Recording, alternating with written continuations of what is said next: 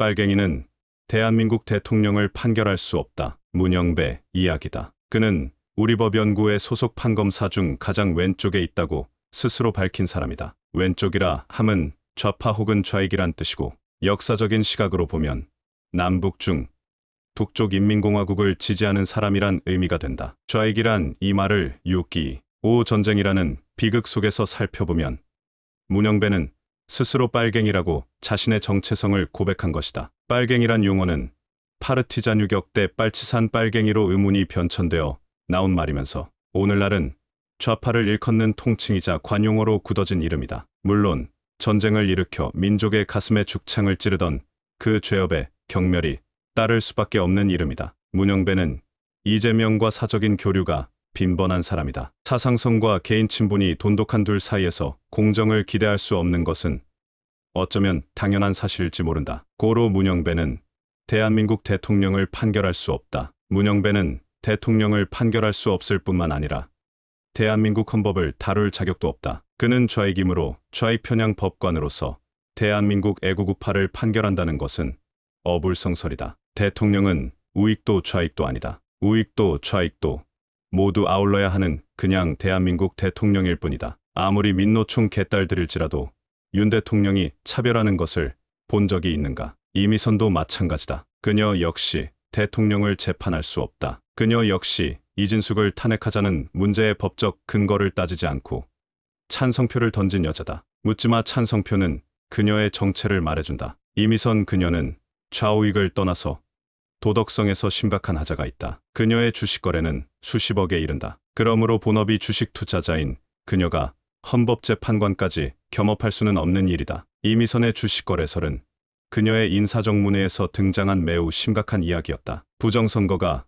계엄의 이유가 됩니까? 라고 말한 이미선의 발언은 그녀가 누구인지 극명하게 보여준다. 부정선거는 국민을 속이고 국가 권력을 도둑질하는 반란행위다. 사형에 처할 만큼 세계 어느 나라에서도 결코 가볍게 다루지 않는 것이 부정선거다. 이미선은 윤 대통령 탄핵에 내란죄를 빼라는 이야기를 민주당에 직접 건넨 여자다. 민주당과의 실질적인 소통을 하고 있다고 판단된다. 그러므로 그녀에게서 정치적 중립은 기대할 수 없다. 정계선도 남편의 정체에서 짐작할 수 있는 일이 많다. 그리고 문영배, 이미선과 같이 방통위원장, 이진숙 탄핵에 찬성표를 던진 그녀의 정체는 역시 좌편향적인 성향이 틀림없다. 최상목 대통령 권한대행에 의해 헌법재판관으로 임명되자마자 첫 번째 재판에서 그런 짓을 한 것이다. 취임 2일밖에 안 되는 이진숙에게 무슨 잘못이 있겠는가. 그러므로 이들은 헌법에 입각한 공정무사한 판결이 아니라 진영 논리에 따라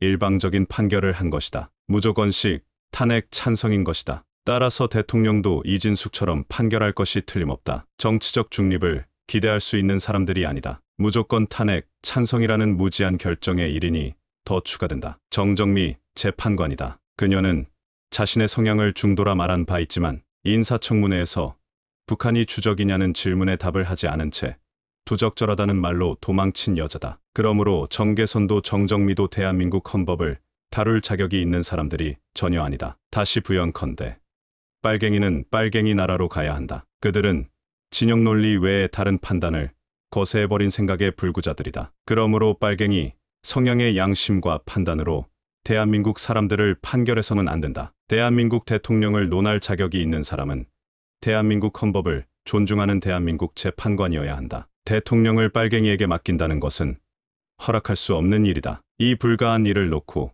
우리는 대통령 탄핵 심판 이전에 이들 사인을 어떻게 처리해야 할지 그 고민부터 먼저 해결해야 한다. 헌법재판소가 국민의 머리 위에 군림하는 기관은 아니다. 그러므로 국민이 원하는 심판을 해야 한다. 만약 이를 거부하면 국민의 손에 의해 얼마든지 해체가 가능하다는 것이 헌법재판소다. 문영배는 사퇴를 거부하고 끝까지 탄핵 재판에 참여하리라고 공언하였다. 물러나지 않는 이상 물러나게 하는 것이 도리다. 나머지 이미선도 정계선도 정정미도 사퇴할 의사가 없음을 분명히 하였다. 이들 중에는 군대 내 학문성교 금지를 위헌이라고 판결했던 여자도 있다. 남자 군인들끼리 똥주멍에다 무슨 짓을 하라는 말인가. 구토같이 솟는 추접스럽기 그지없는 일이다. 도대체 대한민국 국군을 무엇으로 만들려 했는가. 현재 대통령 지지율이 50%를 넘어 60%에 이른다. 지지율이 60%를 넘으면 대다수라 할 수 있다. 그때는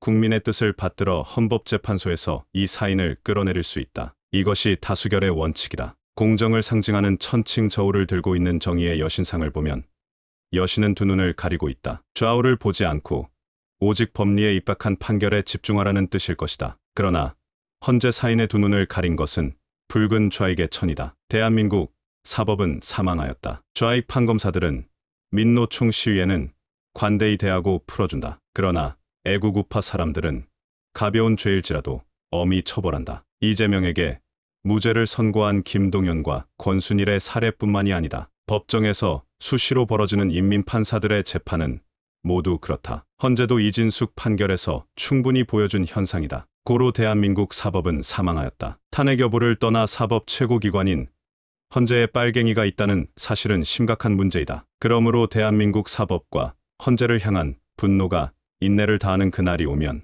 국민들이 헌재 재판관들의 머리채를 잡아 끌고 다닐 수 있다. 그러니 사인은 미리 머리를 깎아두는 것은 어떻겠는가. 2025년 2월 전라도에서 시인 정재학 감사합니다. 이호근 방- 이호근 방송